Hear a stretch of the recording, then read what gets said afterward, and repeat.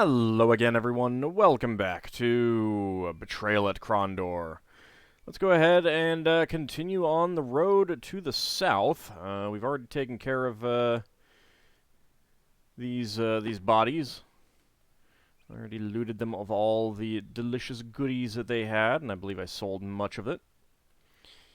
It is a new recording session. Alright, let's take a quick look. We've got a bit of a road trek ahead of us. And I don't think that there's going to be anything of particular danger on this part of the road, so let's just zip on by until we come to Quester's View. Alright, let's turn off the road locking. Got a little, I'll be honest, I find it kind of odd that all of the towns seem to be off the main road as opposed to along the main road. It seems weird. I feel like towns should be on the main road, not off of them. But, well, whatever. What do we got here? It is just another signpost telling us that it is Quester's View. Private residence, Gorath said. I'm not sure if anyone is about or not. Come in, chimed a courteous young woman in a brightly colored apron. She held the cottage door open. Kneeling in front of a stone fireplace, a young man was placing several small logs into a crackling fire. The man looked up with a smile. Yes, please, we just finished eating, but I had some luck fishing today, so there's plenty to go around. Locklear's nostrils flared as he welcomed the smell of the barbecued sea bass and fresh bread still lingering in the air. It's a tempting offer, but I'm afraid we must be going. A drink of fresh water will suffice. Of course, but won't you take some food with you, then? I could have Laurelyn prepare a small package for each of you. Good for 2 days at least. She's quite a cook, you know. Sure. With a smile, the young man motioned to his wife. He moved next to her and helped prepare the rations, stopping only long enough to act out several key moments in a somewhat credible fishing story about a big one that got away. When they were through, they handed several packages to Locklear, who accepted them graciously. You've been too kind, he said. Literally just knocked on these people's doors and they gave us food. Yeah, it seems to be standard rations.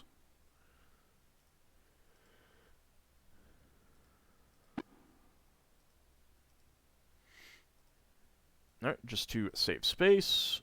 Let's give it all to you. That seems best. Alright, what do we have here? They scrutinized the building. Looks like we found an inn, Locklear said with a smile, indicating the tiny ribbons that had been pinned to the building's frame. These offerings for the protector goddess are as good as a traveler's seal of approval. Should be a good place to stay. Locklear pushed the door open. As he passed through, he noted the lack of a door latch, a sign that the inn was likely chartered by the local lord to ensure the safety of travelers. Hopefully, it would also mean the inn's furnishings would be suitable. Babin's Hostel. Conversation within the room halted briefly as Locklear pushed his way inside the room, returning a nod from a rough-looking pair of mercenaries who otherwise seemed engaged in a dispute over a lost bet. And I didn't actually mean to leave. I misclicked.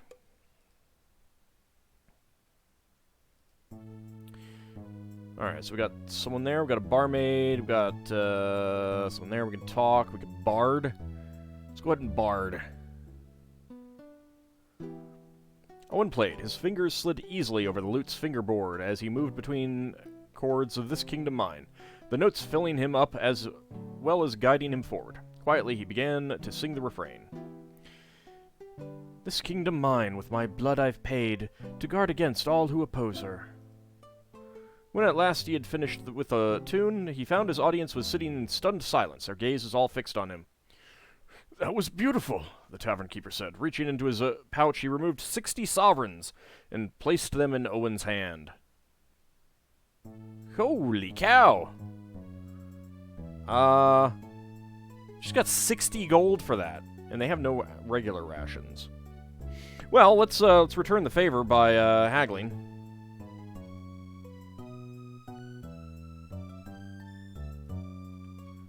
I don't know if Queggy and Brandy does anything for us.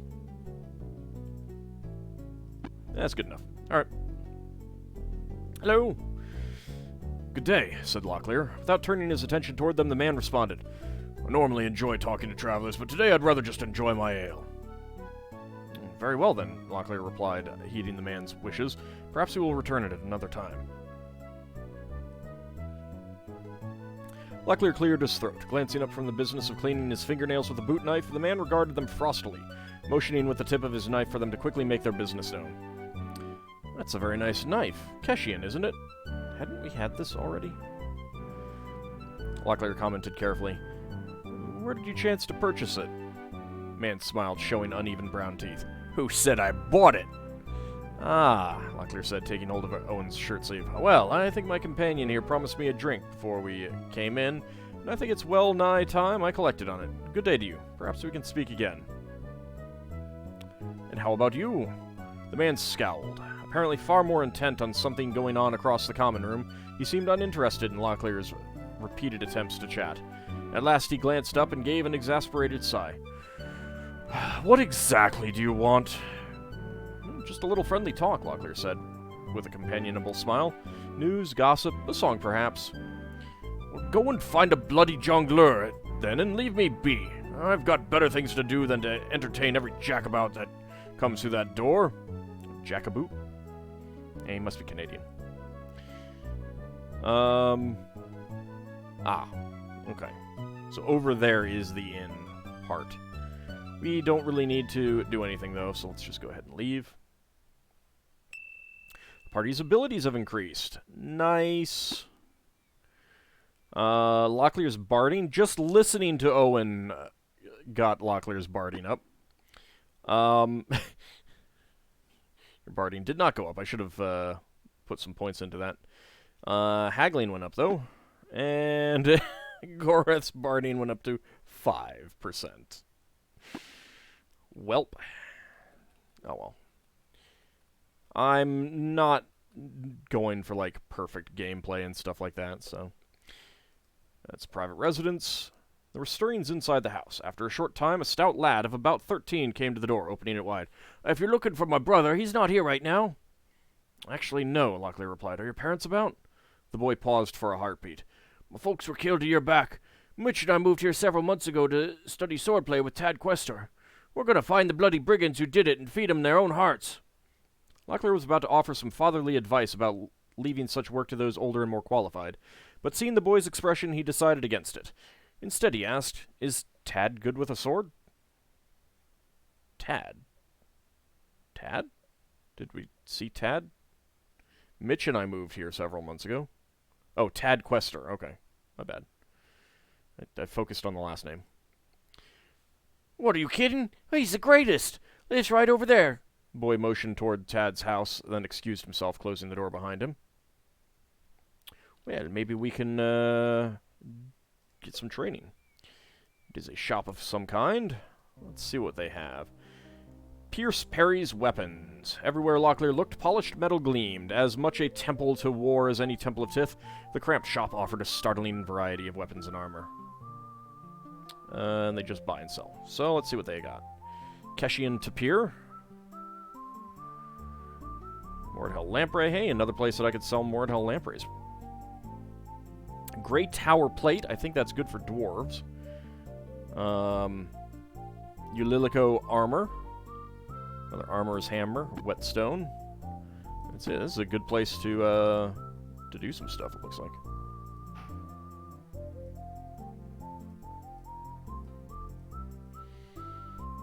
Alright, well, let's just sell that.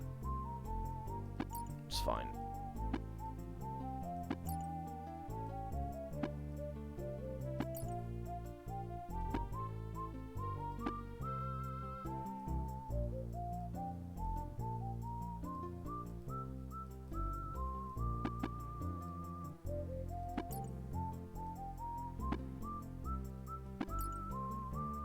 That's good. Alright, nothing else for me to sell. Let's go ahead and uncheck these. Put that into haggling.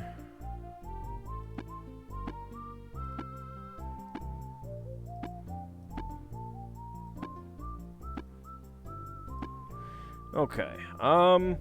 I don't know how good a Keshian Tapir is, but probably pretty good. I think this is this would be the next leg up on armor.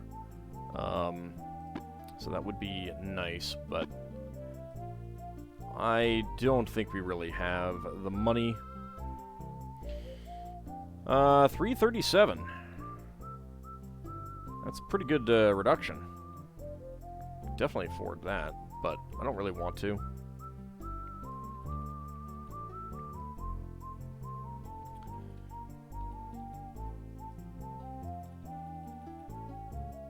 I'm not sure that buying weapons all that often is a great idea.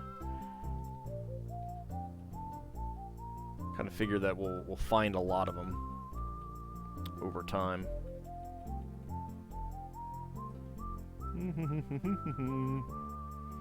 Oh, he did not like that at all. 490. I cannot afford that. I wonder if you can genuinely only haggle once. I imagine so.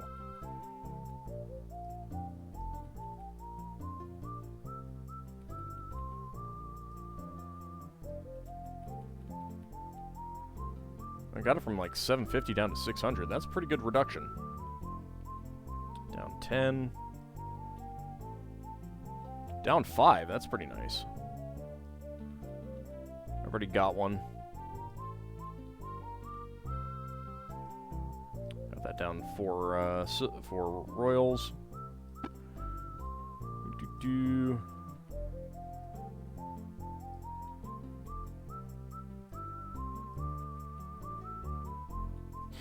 You'll sell it at a loss, you say. I'm pretty sure you only bought that for me for 1 gold and change. Like, you would literally be making a ton of money on that. Party's haggling ability has increased. Alright, 64. Let's uncheck that, because if this guy is good at swordplay, then accuracy melee is probably what we're going to be looking at.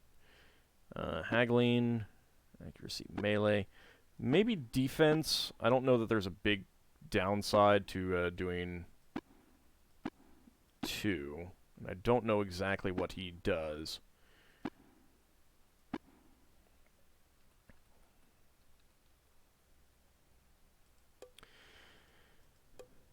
Locklear knocked loudly. Presently, a finely dressed man greeted them. As he spoke, he wiped sweat from his brow with a silk handkerchief.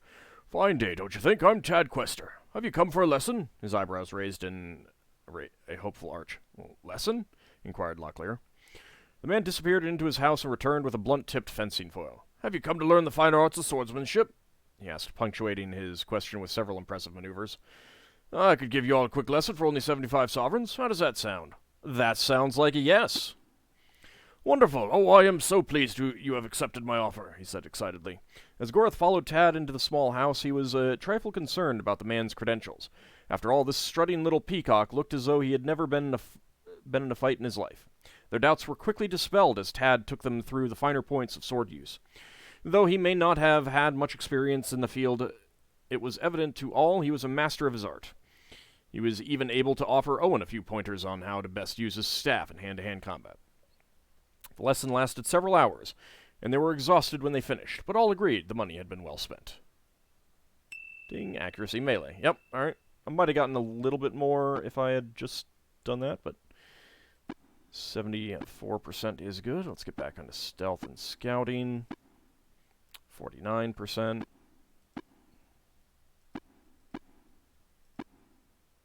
And 59%. Yeah, Gorath, you really need better accuracy. Alright, is that all the buildings in town? That appears to be the case. Alright. So it looks like we got... we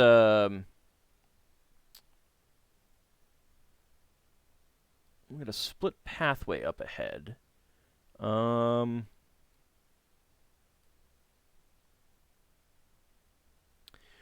I think we'll continue south rather than go north, and then we'll loop back around and we can swing by here after After we get down to where Krondor is.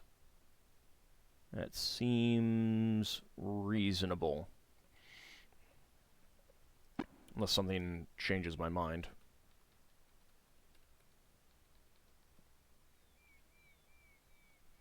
Oh, hello. The Mordell warrior hadn't noticed them. It's anybody's guess whether he's out to kill us or is just taking a stroll somewhere, Locklear said. Probably best if we try to avoid him. The Quegian pirate hadn't noticed them. It's anybody's guess whether he's etc., etc., etc. They agreed to attack. Groth shook his head, staring at Owen in disbelief. Yes, that is the group we picked out, he said. Weren't you listening before?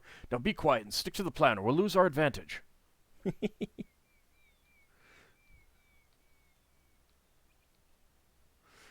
Locklear charged forward. Caught off guard, their opponents scrambled around helplessly before finally squaring off in a defensive position. Exploiting their momentary advantage, Locklear barked several quick commands and prepared to join the battle. Okay. So we've got 2 Mordell and 1 Quegian pirate. Stealth did go up. Let's get you on to accuracy casting and defense, just in case. Your stealth went up. Accuracy melee, defense, and accuracy crossbow, just in case. Your stealth also went up. Accuracy melee, crossbow, and defense. Just, well, you know what? I probably don't need to put... I can turn on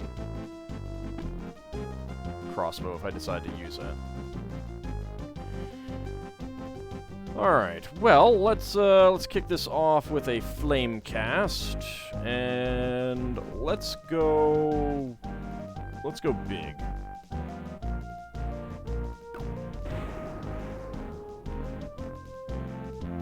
Nice.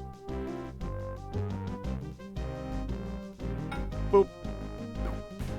Ah, you got a crossbow? That's rude. Boop.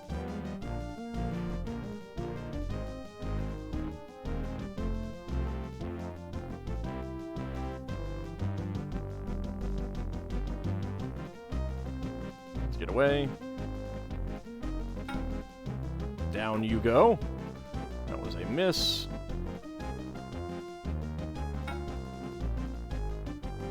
It's a little annoying that there's no,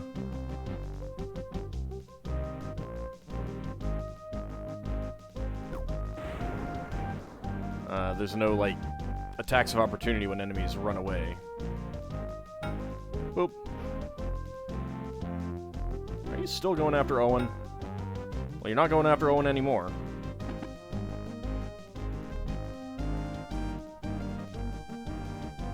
Get toasty. And down he goes. He was alive. Unsure whether it was skill or luck that had won the fight, I'm pretty sure it was skill. Locklear set aside his weapon, though he allowed his dead opponent a wide berth while he checked on Gorath's welfare. He needed no further excitement for the day. Okay. What do we got? Got some armor. Got another whetstone. Got some bolts. Just go ahead and have them all. You can have that sword. You can have that. That is the guy that I already checked, apparently. No, we're getting the same one. I'll need to get a little bit closer. Yep, I need to get a little bit closer.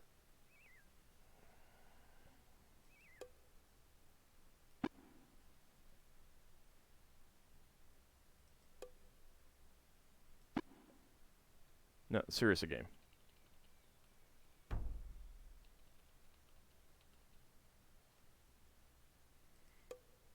There we go. 35 silver coins.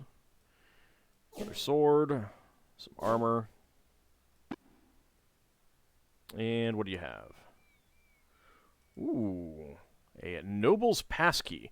The gold key felt weighty in the palm of his hand, heavy with the noble arrogance that deemed such a flagrant display of wealth necessary. Known widely as the noble's passkey, the type was legendary for its tendency to snap off in locks at inconvenient moments. Doesn't matter who we give that to, really. 11 gold coins. Some more quarrels.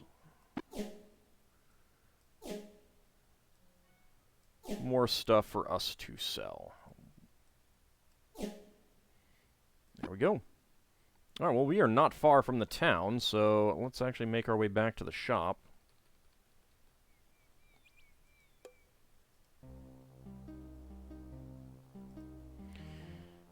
Alright, so I can do this in here. Let's do that. Weapon craft just in case. I don't think there's any spillover from watching people do it, but...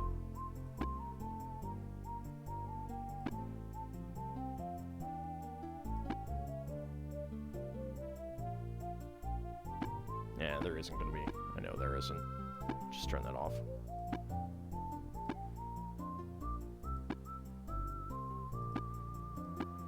Okay, first of all... 11, 15...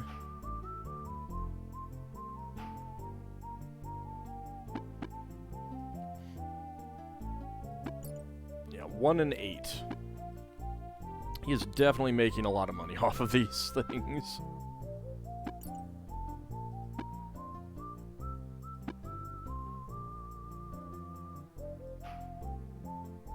What should we have? 5 of that?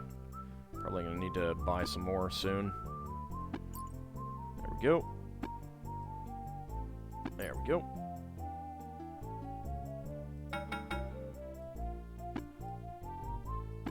That's not bad. Can you take both of these? Looks like you can.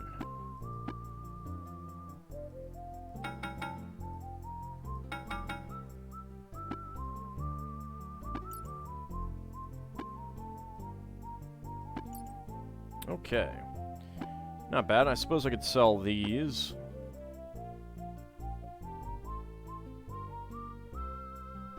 You know what? They're pretty cheap. I'm just going to go ahead and sell them. I mean, if I get to a point where I need more, I should probably just buy the better ones anyway. So, and I don't want to sell one of those, because those are useful. Okay.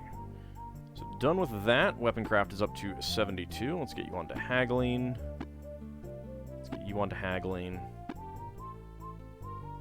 Your weapon craft didn't go up, but your armor craft is up to 62. You can get onto haggling. There we go. Okay.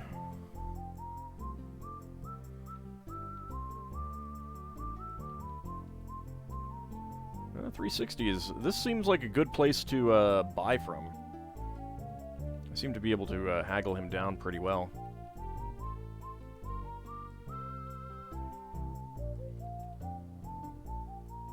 I would like to get Owen up to, yeah, it's... got this, I'm getting that for like 75%. I'd like to get Owen up to 100%. That would be very useful. Not sure which is better, that Blessed Lamprey or the two-handed broadsword for Gorath. Yeah, 12 gold for 25 arrows is really not that bad. I mean, but if I'm gonna be buying any, I should probably be buying Serani Quarrels. Although, wasn't there a place that was selling them for like 44? I think so. It was 55. So maybe this isn't all that good of a place. Although going from 210 to 157 is a pretty good amount.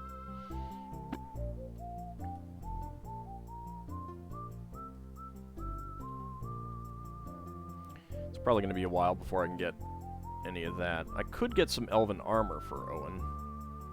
Might be reasonable.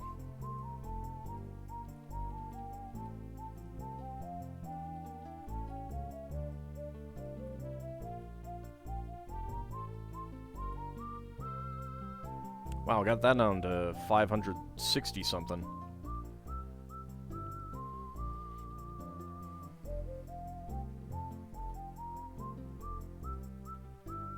Yeah, this is a pretty good place for haggling. That down to 18 gold.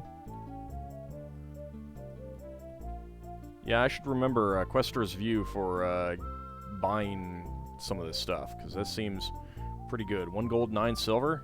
Yeah, that's pretty nice.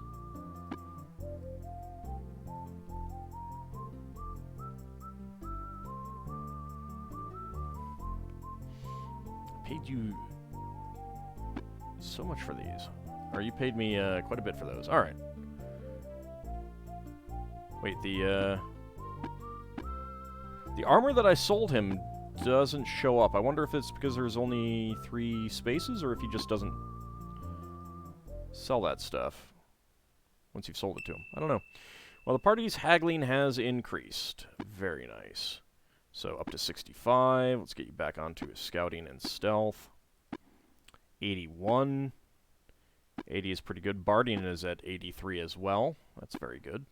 Haggling is at 47 for you. Okay. Pretty happy with those.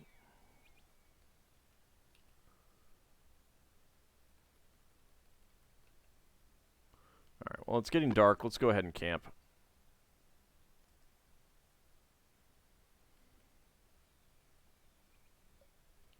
Just leave the bodies there in the road. South to Krondor. I mean, we're gonna go south and then not go to Krondor.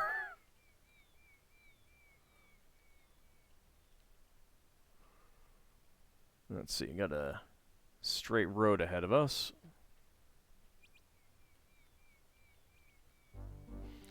A farmer was ahead of them, debating for a moment whether it would be more prudent to hide before they were seen or to behave normally. Locklear decided that the man was probably of no immediate threat to them. And then he turns out to be a vampire in disguise or something. Row. I hope for your good health that you have found shelter against the coming tempest, good sirs. Tempest? Someone also said that every time they see Locklear's picture here, they think Dupre. And they're not wrong. There is definitely a similarity there. Surely you have heard. The learned monks of Sarth have predicted a terrible storm is coming this way, and I would hate to think of anyone caught out in it. Why, a man could catch his death of the fevers. If you would like, you may ride it out in my barn. And what profit would you turn in this enterprise? 5 gold sovereigns, a reasonable sum, and the guard over my cows. You could sleep in the hayloft of my barn, but my wife and I don't take in elves. 7 gold pieces. The elf stays with us, and we each get a hard roll for breakfast. 10 gold, and the lot of you milk the cows the next morning. That's the offer. Take it or leave it. I'm gonna decline that. I think we'll try our chances on foot. Good day to you, farmer. I think we'll be okay. I mean, that seems a lot, and then we're paying him, and then we're milking the cows. I don't think so. I do not think so. There's a big, tall mountain here by the seashore.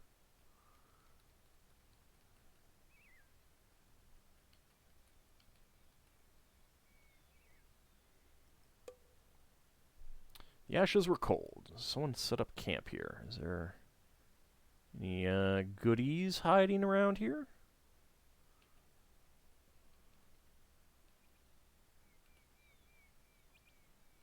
Oh, I saw something blue right here.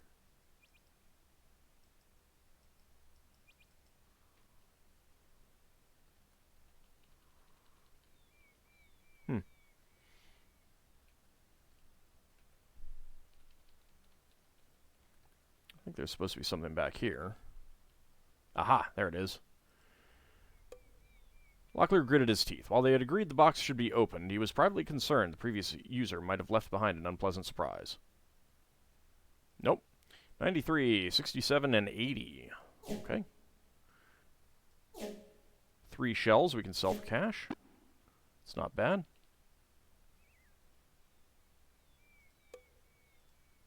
And a campfire. I should probably be casting my spell to detect traps before I do those, but got a little path back here leading to another chest. Well then, why don't we do that? Can sense vessels. No, that is a Mordhel wordlock chest. Gorth scanned the runes embossed on the Mordhel clue plate. Its text their only hope of opening the difficult wordlock. Shorass. Buckets, barrels, baskets, cans. What must you fill with empty hands?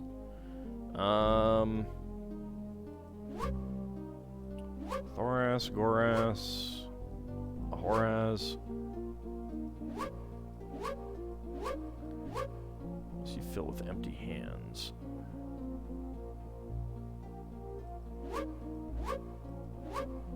It's not shores, obviously.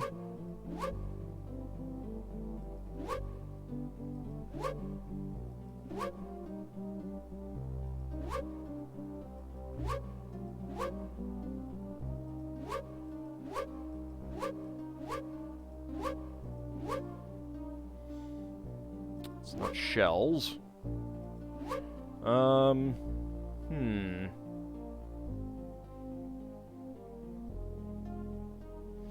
Something about idle hands or something like that is what I'm thinking, but, I don't know.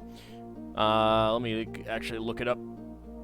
Mainly just to keep these things from taking too long. Gloves. Okay.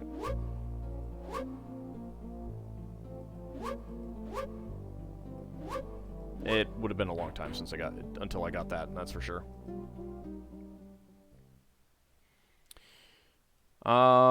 Hey. That has a blessed type number 2. Not sure which would be better. Another shell. More lockpicks. And a magical scroll with Skin of the Dragon.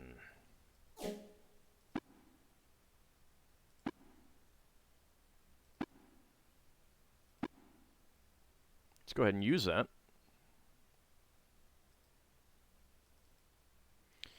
Although he could have wished for better circumstances under which to study it, Owen broke the scroll's wax seal and began to read. After an hour's laboring with the difficult language, he was able to commit the incantation to memory. While the words on the parchment etched indelible patterns in his mind, the scroll grew brittle and crumbled slowly between his fingers like sun-dried leaves. Got 4 shells to sell.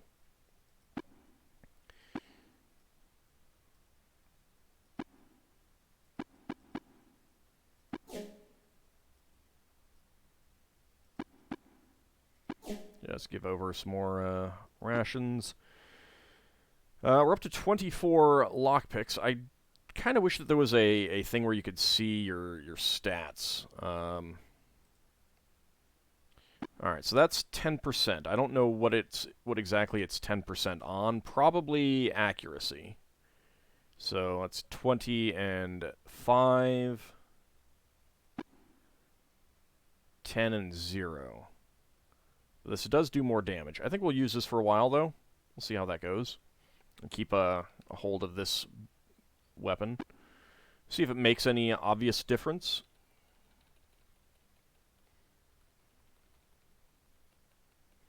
But we have another pathway up ahead. Not sure that it goes anywhere. And just more pathways down here. We did hear something about Sarth. Maybe we'll come to that soon, or maybe it's somewhere else. Actually, we can take a look. Ah, yes. Sarth is coming up. There's Questor's View. And then Krondor. But rather than go to Krondor, we're going to loop up around here to Tanur's, Edgeley. Not to Hawk's Hollow, but we'll have this road. We'll explore this part here. And then go back to Questor's View and make our way back down to Krondor. But that will be in the future. See you next time, everyone.